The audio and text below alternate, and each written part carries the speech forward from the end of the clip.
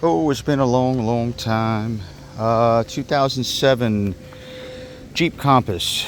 This is an auction car. Guy picked it up, had an issue with it, called on a friend of mine to come check it, and then he called me in to check on it. It's got a P2302 for cylinder 1 ionization. I'm going to try to do this fast. Coil was already installed, coils are swapped, plugs are put in, code comes back. We were able to verify that the car does misfire, only preloaded in reverse. Don't ask how we came up with that, but in reverse, preloaded, it misfires. Without a doubt. Going forward, you never feel, apparently it misfires, but you never feel it, and it's enough that even if you're just driving forward, it will set the 2302 for cylinder 1 ionization fault, which basically means spark didn't happen, secondary spark didn't happen properly.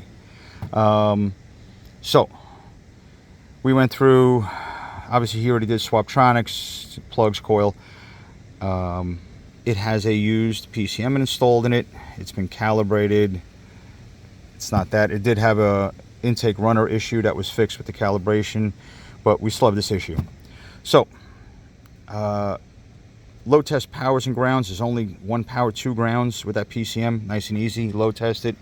Actually left it load tested while it was misfiring to make sure, because these are common to, there's a ground, yeah, move my stuff out of the way, there's a ground right there. Very common to break apart. That wasn't it.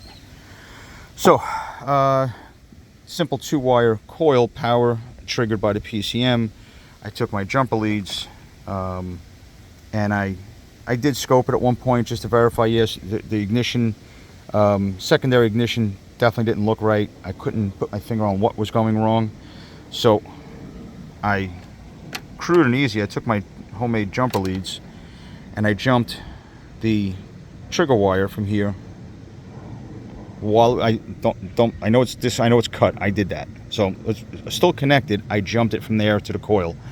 Still had the problem. I actually fed 12 volts right to the 12 volt side.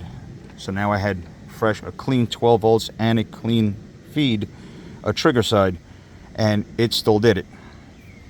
Trying to come up with game plan number 2, I said, what's the chance that trigger wire is chafed somewhere and maybe double firing the coil or something to that effect? You know, as you preload it in reverse, it will ground short out and cause that coil to double fire, therefore not get a clean secondary when it needs it. So simple enough. I cut it, and I cut it. Yes, this does have some rodent damage, but nothing that went past just the insulation, a little bit right there. So this does have to get cleaned up, but nothing's broken. Nothing was, nothing came apart.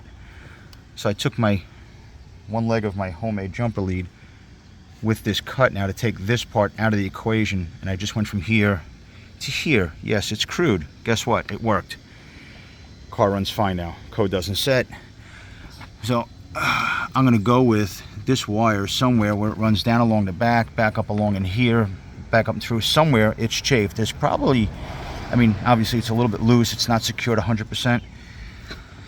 I'm gonna leave this up to the other tech to see if he wants to just run an overlay with that, just that one wire, run a single wire and a loom over to there, or if he wants to start pulling the airbox out and pulling this harness apart to see where it's chafed. So that's up to them. I'll let the owner and the other tech decide what they want to do, but just thought it was neat. Only affecting one cylinder, only in reverse, and notice no broken motor mounts. This motor hardly moves when you preload it. It's pretty tight, so it must be real somewhere down in there. But that was it, quick and easy. P2302, and it's fixed.